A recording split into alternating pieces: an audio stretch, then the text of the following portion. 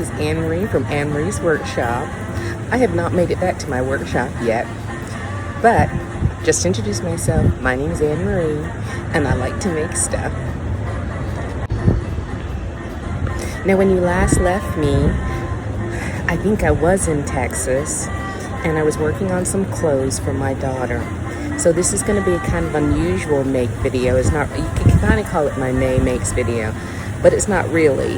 It's kind of, I don't know what I got done while I was in Texas for my daughter. Now, as I said before, we've been out of the office for almost 2 years. So now that my daughter's going back into the office and she has a job where she is in charge of a lot of people, she needed some clothes that matched that, especially coming to summer. So not the frothy, bubble-ish kind of thing I want to make, but more things that she could use in the office.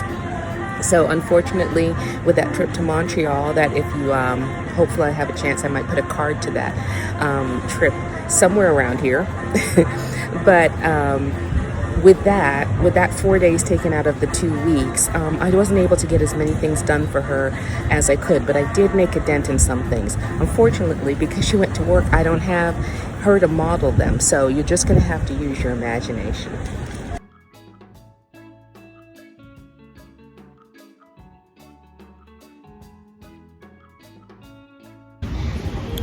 Now, this very first make that I have over here could qualify for the challenge tits up. I made this wonderful pair of Tom and Linda Platt large pleated pants. I thought they were going to be glorious. I worked on them. She had 10 yards of this beautiful burnt orange linen, and I had cut out a long sleeve jacket, a short jacket, a dress, and I had cut out these gloriously pleated pants. And when I was trying them on her, she said, "Oh, Mommy, you know these pleats don't work on me." I had used major yardage to do these pants. But what I was able to do is, I'm speaking to a fellow sewer, Linda from Georgia, and she said, "Oh, maybe you can turn them into a skirt." The skirt was perfection, and hopefully it'll show over here where my little palm trees are. Came out so well because the pants pattern fits so lovely in the back. It was just, my daughter has large athletic thighs, and it kept on grabbing the material. I adjusted it and adjusted and adjusted, and I understand what she means because she's a sewer as well. She said, "Mom, I've got 10 projects in here that I was unable to master, but somehow I thought I could do it." Didn't work out, but the skirt is perfection. So have to use your imagination. Maybe I'll get a picture of her at a later date. Now, this is the Tom and Linda Platt jacket that went with the pants I modified. It's a lovely, straight, open, shawl type jacket I made in that same linen. She's gonna get lots of use with it. Came out really beautifully, hangs nice, and so this is a wonderful addition to her summer wardrobe. Now, this next jacket is more informal, and I will include the pattern as well as the view I did. It is it's more feminine, it's more casual, but I think it will go over those summer dresses that have no sleeve or short sleeves, especially in the office if she has to go into a meeting. So this is also done in that 10 yards of, it didn't take 10 yards, but in that 10 yards of burnt orange linen that I worked with. So it should be over here, and I hope she gets a lot of use from it. Now, this next shirt is I'm wearing one right now, is the lovely Anthea Blouse by Annalee Patterns. My daughter had this exquisite white, an eyelet, but an extraordinary eyelet with beautiful large daisies, and I made the Amphia Blouse. The only modification I made was that on the cuffs I added some of the scallop edge that came with the material. It turned out beautifully. Unfortunately, I ran out of time, so I placed all the pins where the buttonholes should go, and she'll supply the buttonholes, and I found these sweet white petunia looking buttons to go on it. So it should be over here somewhere. It was just lovely.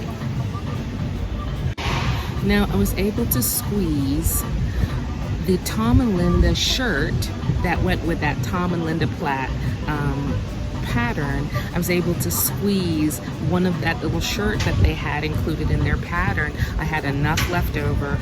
She had a very small piece of that white eyelet, but I did the Anthea blouse first because it was the one I thought would be more important, and I had enough to squeeze this shirt in. And what's wonderful about this, I was able to incorporate the scalloped edge at the bottom. I think it'll be wonderful under one of her suits, or especially the suit I made it to go with. And I think that's just about all I was able to squeeze in.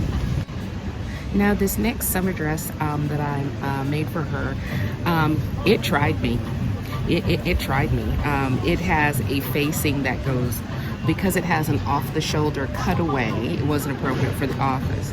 But the under facing and everything, I adjusted all sorts of ways. It would not lay flat, it wouldn't act right. It was new look pattern. I usually don't have any problems with new look patterns, but I gave up on it. I just gave up on it.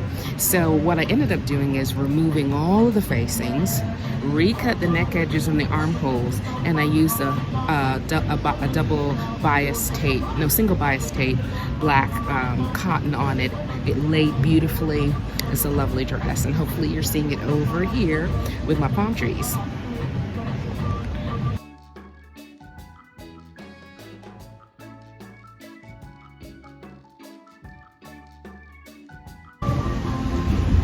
Now, while I was there was a lot of things going on.